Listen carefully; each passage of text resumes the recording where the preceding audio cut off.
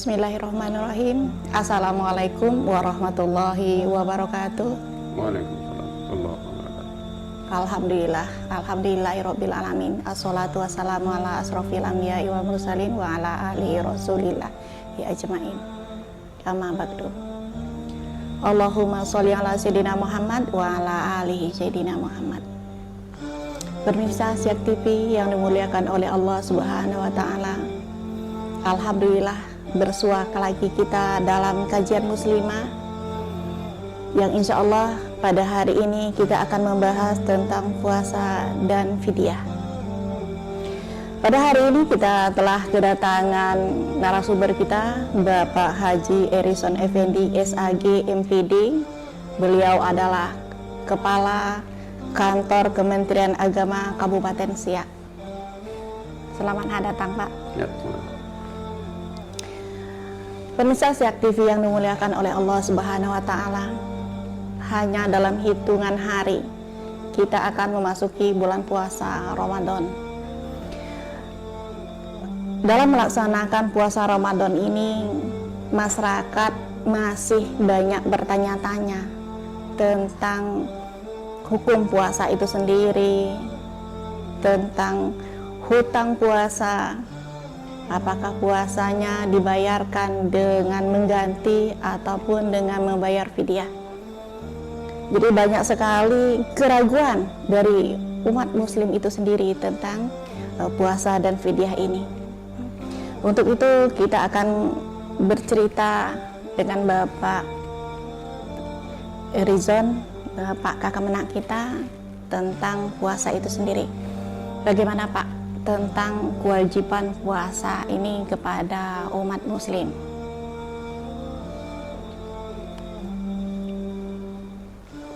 baik, terima kasih. Assalamualaikum warahmatullahi wabarakatuh. Waalaikumsalam warahmatullahi wabarakatuh. Alhamdulillahilladzi an'amana bi ni'matil imani wal islam. Asyhadu an la ilaha illallah wahdahu la syarikalah. Wa asyhadu anna Muhammadan abduhu wa rasuluh. Allahumma shalli wa sallim wa barik ala sayyidina Muhammad wa ala alihi wa ashabihi ajmain. Para pemirsa, para pendengar yang berbahagia, untuk menanggapi dan menjawab dari pertanyaan dari presenter tadi terkait tentang hukum berpuasa dan juga hal-hal yang berkenaan dengan puasa itu sendiri. Nah, saya akan mengawali pembicaraan ini dengan mengambil sebuah surat di dalam surah Al-Baqarah ayat 183 yang berbunyi, Bismillahirrahmanirrahim. Ya ayyuhalladzina amanu kutiba alaikumusiyam kama kutiba alal ladzina min qablikum la'allakum tattaqun. Yang artinya, hai orang-orang yang beriman, diwajibkan bagi kamu untuk berpuasa sebagaimana diwajibkan atas orang-orang sebelum kamu. Mudah-mudahan kamu bertakwa. Nah, dari ayat ini kita mengambil beberapa kesimpulan. Pertama, hukum puasa ini wajib dan diwajibkan bagi orang-orang yang beriman. Bagi orang tidak beriman tidak wajibkan berpuasa, apalagi orang yang bukan Islam. Ya. Kemudian kedua, hukum puasa wajib, ya kan? Kemudian ketiga, di akhir puasa itu Allah menjanjikan mudah-mudahan akan menjadi orang yang beriman. Jadi bukan dijamin orang berpuasa itu akan mendapati titel orang beriman, baru katanya mudah-mudahan. Nah, kenapa bahasanya mudah-mudahan? Karena memang banyak hal yang mesti kita ketahui dalam rangka melaksanakan bulan suci Ramadan itu sendiri.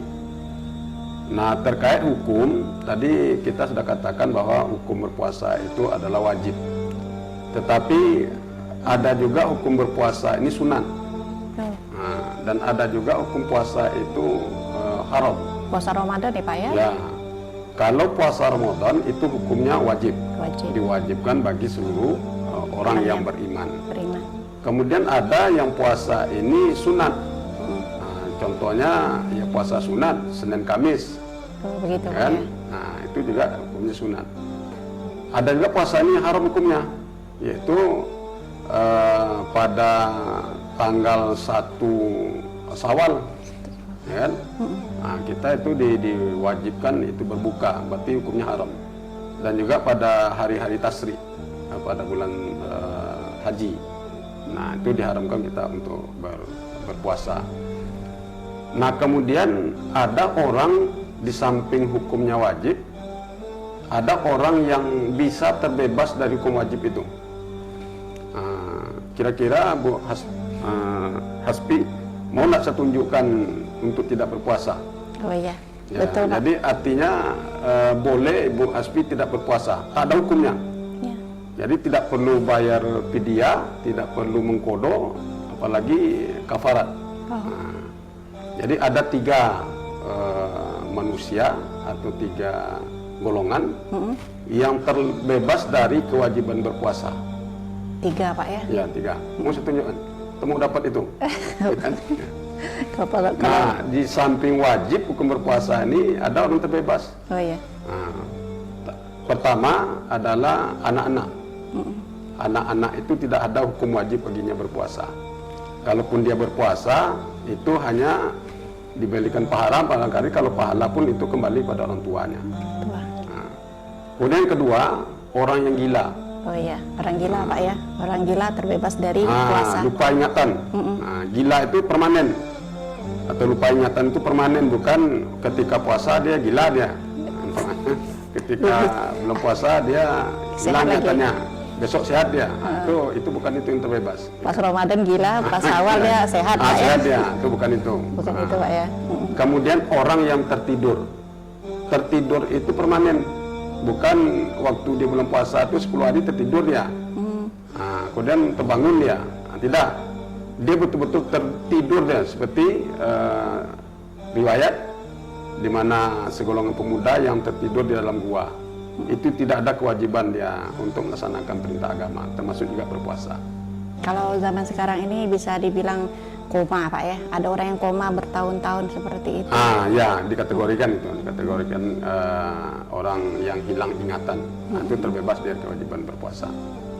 Tetapi Pak, tadi kan puasa Ramadan ini kan wajib nih Pak. Ya. Wajib bagi orang yang beriman, Ya. bukan bagi orang Islam, tapi bagi orang yang beriman. Namun di antara orang-orang beriman ini kan mungkin ada daripada mereka yang tidak bisa untuk berpuasa. Ya. Apakah karena hamil, karena menyusui, atau karena suatu penyakit yang oleh kata dokter bahwa dia tidak boleh puasa. Ini bagaimana menurut Bapak? Ya, jadi ada memang beberapa golongan atau komponen dia boleh untuk tidak berpuasa. Atau dia terbebas dari berpuasa pada bulan suci Ramadan itu. Dan ada kategori yang boleh meninggalkan puasa itu, tetapi dia wajib kodo. Artinya dikodo, dibayar pada bulan dan hari yang lain. Ada juga yang diperbolehkan meninggalkan puasa bulan Ramadan itu, bulan puasa itu dengan membayar fidyah. Itu dia. Nah, bagi orang yang diperbolehkan meninggal puasa dan kewajibannya mengkodo, itu diantaranya ada 4.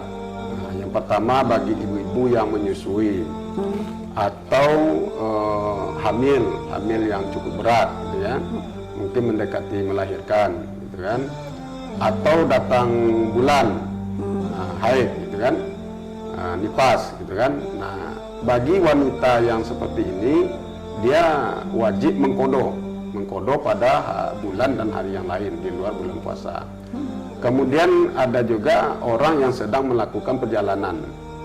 Orang ya musafir. Bagi orang-orang beriman melakukan perjalanan, dia diperbolehkan meninggalkan puasa, tidak berpuasa pada hari itu, tetapi juga dia wajib mengkodo atau membayar pada hari yang lain sebanyak hari yang ditinggalkan dia itu. Seperti dalam Al-Quran kita baca, wa 'alal ladzina yutiqunahu fidyatun ta'amu miskin. Jadi bagi orang yang sakit atau dalam perjalanan, dia boleh mengkodo puasanya. Itu yang kedua, jadi bagi orang perjalanan. Kemudian yang ketiga, bagi orang yang sakit, tetapi sakit ini bukan permanen. Jadi kemungkinan sakit itu masih ada harapan untuk sehat. Sembuh lagi. Jadi kalau dia sakit selama bulan suci Ramadan, boleh selama dia bulan suci Ramadan itu sakit Tidak berpuasa. boleh dia tidak berpuasa. Tetapi kalau memang sakitnya itu ada kemungkinan untuk sehat, maka dia wajib mengkodo pada hari yang lain. Tapi nanti ada yang sakitnya permanen, gitu kan? Kemudian orang yang sudah tua. Nah, orang yang sudah tua ini dilihat dulu tuanya itu, ya kan? Apa masih adakah kemungkinan? Kadang-kadang kan kita yang tua ini kan ada yang pada saat bulan suci Ramadan mungkin dia tidak bisa berpuasa penuh dia, umpamanya kan? Nah, karena sakitnya, karena tuanya, dia sebetulnya dia boleh memilih itu, boleh memilih dia. Termasuk juga yang sakit tadi dia boleh memilih. Nah, ini bagi yang T4 unsur ini dia wajib mengkodo, tetapi menurut para ulama yang masyhur itu wajib dia mengkodo sebanyak hari yang ditinggalkannya. Jadi dari 4 unsur tadi, jadi wanita yang hamil atau sedang menyusui atau datang bulan, gitu kan, itu kan memang diperbolehkan, dia wajib hukumnya mengkodo itu, mengkodo. Tidak fidyah dia, jadi wajib kodo dia. Termasuk yang dalam perjalanan itu juga kewajibannya adalah mengkodo, ya kan? Tetapi bagi yang dua ini, bagi yang sakit ataupun yang tua, ini nanti kita lihat dulu sakitnya, ya kan? Apa sakitnya? Kita lihat dulu sakitnya. Kalau sakitnya permanen dan takkan mungkin dia untuk sembuh, nanti dia boleh memilih apakah dia mengkodo atau dia memfidyah. Jadi boleh hukumnya dia memfidyah. Nah, yang tua tadi juga begitu, ya kan? Tua tadi juga begitu, tetapi lebih diutamakan dia untuk mengkodo. Jadi tidak diwajibkan dia memfidyah. Tapi nanti ada beberapa ketentuan orang-orang nanti yang diwajibkan dia memfidyah. Seperti itu, ya. Jadi memang pembahasan ini sangat menarik sekali nih Pak. Ya. Kemudian apalagi Bapak tadi mengatakan bahwa ada beberapa orang yang tidak berpuasa yang dibolehkan untuk fidyah. Nah, untuk membahas tentang fidyah ini kita lanjutkan nanti setelah jeda berikut ini.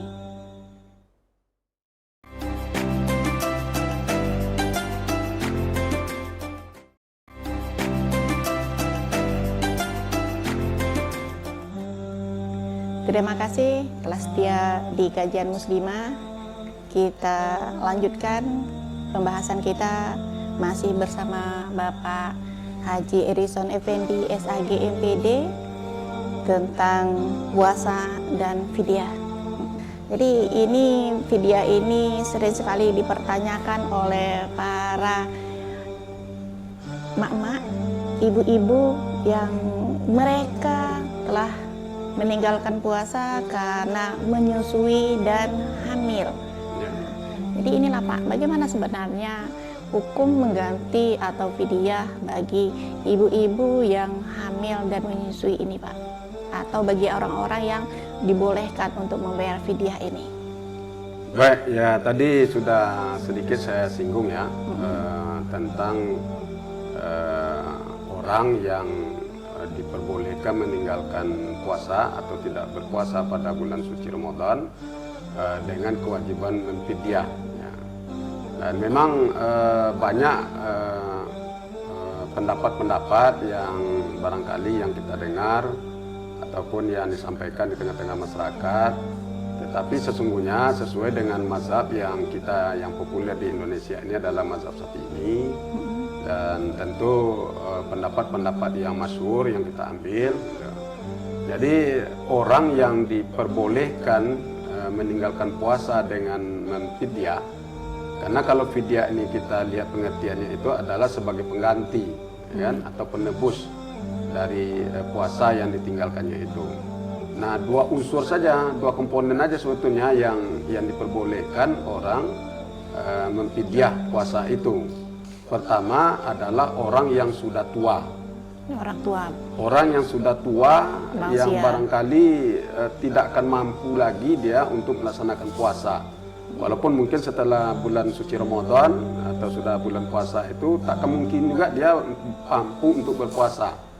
Nah, itulah yang boleh dia memfidyah. Nah, kemudian yang kedua, orang yang sakitnya permanen. Nah, tapi kalau yang seperti yang saya sampaikan tadi, sakitnya kemungkinan masih ada sehat, ada kemungkinan sembuh, dia belum berkewajiban, belum boleh dia memfidyah. Dia masih boleh mengqadha. Nah, tetapi kalau yang dua ini sudah usia lanjut, sudah tua, dan juga sakitnya permanen, baik laki-laki maupun perempuan, itu baru diperbolehkan dia memfidyah. Artinya membayar atau mengganti. Nah, fidyah ini itu adalah memberi makan fakir miskin. Nah, jadi nanti berapa hari ditinggalkannya, maka dia berkewajiban memberi makan fakir miskin itu sekali makan. Tapi sekali makan itu ukurannya kenyang, ya kan? Nah, ukuran kenyang itu tentu kita cari ukuran makan satu kali.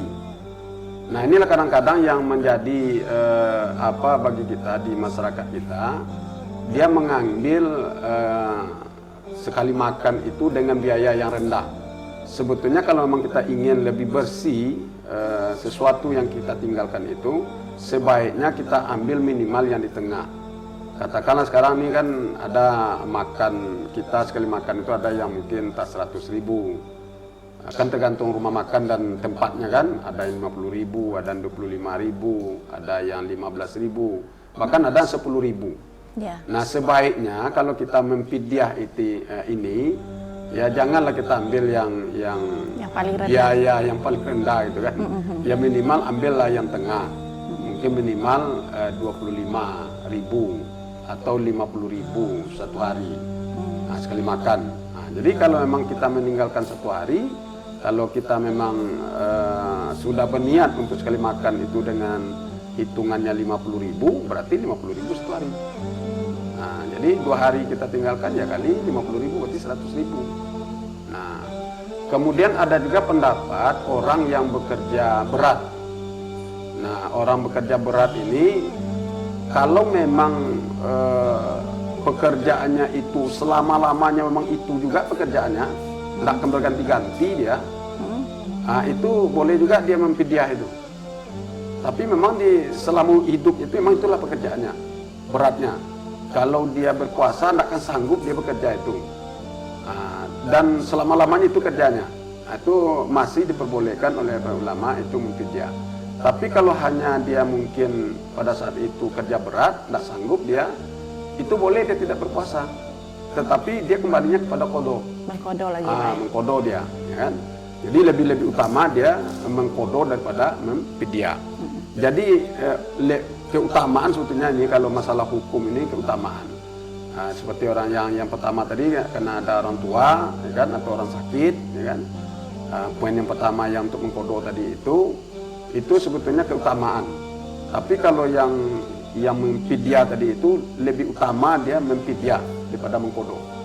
Karena mengqadha juga tidak akan mampu dia. Nah, jadi itu hukum-hukum yang barangkali kita yang diperbolehkan meninggalkan berpuasa selama bulan suci Ramadan. Karena memang puasa bulan suci Ramadan itu hukumnya wajib. Berarti kalau ibu hamil dan menyusui, seperti pertanyaan saya tadi, Ya. berarti mereka tidak perlu membayar fidyah begitu Pak? Tidak ada keutamaan membayar fidyah. Tidak ada Keutamaannya keutamaannya. adalah mengqadha. Kemudian nih Pak, kan kadar fidyah udah, orang-orang yang membayar fidyah sudah. Ini fidyah ini, apakah dibayarkan tiap hari nih Pak? Apakah ditunggu dulu setelah menjelang Ramadan atau di akhir Ramadan? Atau setelah di bulan Syawal baru dibayar fidyah, atau bisa diansurkan dibayar tiap-tiap hari? Ini sebenarnya bagaimana cara membayarnya ini Pak? Ya, kalau untuk membayar ya kita jumpai ketentuan yang pasti gitu ya. Apakah itu dibayar pada saat dia tidak berpuasa Tetapi dalam pendapat-pendapat para ulama itu lebih afdol dibayar ketika dia tidak berpuasa. Artinya kalau hari ini dia tidak berpuasa, ya carilah langsung bayar. Langsung dibayar. Begitu Pak ya. Tetapi ya boleh juga dia membayar setelah habisnya bulan suci Ramadan. Artinya dikumpul dulu nanti begitu. Baru sebelum orang sholat hari raya dia harus membayar fidyah tersebut. Ya, jadi diutamakan sebelum sholat hari raya. Oke. Nah, tapi lebih abdolnya itu adalah setiap dia meninggalkan langsung memberikan makan fakir miskin. Fakir miskin. Jadi kita langsung cari sendiri atau kita bayar lewat, kalau zakat kan lewat amil nih, apakah kita lewat pengurus masjid atau kita langsung cari ini orang miskin ini fidyah kami, apakah seperti itu Pak? Ya kita yang cari. Kita langsung cari. Jadi betul-betul nanti yang kita cari itu orang yang fakir atau miskin. Nah ini perlu dibedakan lagi antara fakir dengan miskin, ya kan? Kalau fakir itu para ulama dia lebih cenderung itu cacat fisik. Itu fakir. Fakir itu adalah orang yang cacat fisik. Jadi karena dia fakir itu sudah dipastikan dia miskin. Ya kan? Kenapa? Karena dia cacat fisik. Mungkin dia tangannya pontong sehingga tidak sempurna dia bekerja, atau kakinya pontong, atau buta dia, atau pekak dan segala macam, atau bisu dia. Atau karena dia sudah tua. Karena sudah tua itu kategorikan juga fakir, ya kan, tak mampu lagi. Karena fakir itu pemahamannya adalah orang-orang yang tidak mampu lagi bekerja, tidak mampu lagi bekerja. Kemudian kebutuhannya itu lebih besar daripada penghasilannya. Itulah orang fakir. Jadi hasil pekerjaannya itu tidak mampu dia untuk memenuhi kebutuhannya, ya kan? Kalau yang miskin itu memang miskin, dia mampu usaha tapi memang tidak cukup dari kebutuhannya itu tidak cukup, gitu kan? Katakanlah di kebutuhannya 10.000 satu hari dia dapat hanya 5.000, itu yang miskin. Tetapi dia tidak cacat dia. Atau juga bisa karena dia sudah tua, gitu kan? Jadi jangan disamakan fakir dengan miskin, itu beda dia. Termasuk ketika kita mengeluarkan zakat itu juga harus dibedakan. Fakir dengan miskin, ya kan? Nah, itu perbedaannya. Okay. Ya. Karena ini memang masyarakat yang banyak mengalaminya. Ini dibayar bolehkah pakai uang atau memang kita antarkan makanan langsung ke rumahnya? Misalnya kalau sekarang yang paling praktis beli nasi bungkus nih Pak. Ya. Beli nasi bungkus dapat 1 bungkus kita antarkan, atau bolehkah berbentuk uang? Bagaimana ini Pak? Ya. Ini kalau untuk bentuk pembayarannya ya saya pikir boleh saja, dalam bentuk uang juga boleh, dengan makanan juga boleh, gitu kan? Karena ini prinsipnya kan memberi makan fakir miskin. Nah kalau memang kita kesulitan rasanya untuk memberi makanan, ya boleh aja kita kasih uang, gitu kan? Karena kan sifatnya ini kan fidyah ini kan mengganti, menebus kan?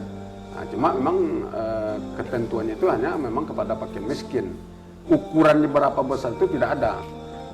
Haramnya hubungan suami istri itu di bulan puasa, di siang hari, apakah sekedar bercumbu saja kah Pak, atau mudah sampai pada jima? Nah, bagaimana nih Pak?